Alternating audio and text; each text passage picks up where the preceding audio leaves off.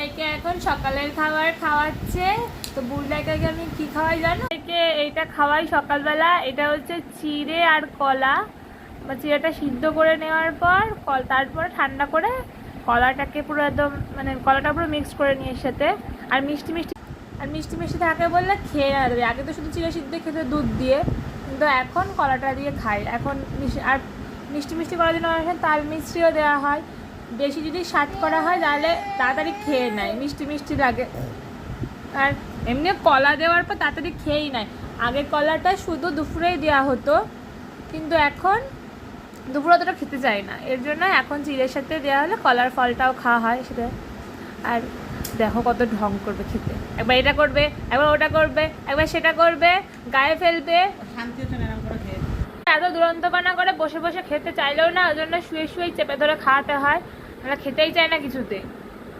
খাবি না? কি খাবি? পাউরুটি খাবি? কি খাবে? পাউরুটি খাবে?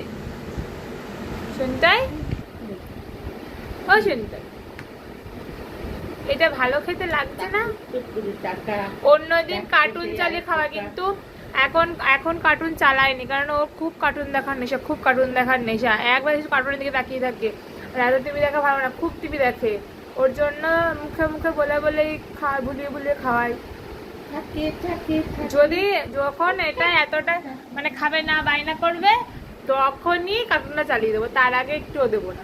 কত কিছু করবে দেখো, এটা করবে, ওটা করবে, সেটা করবে।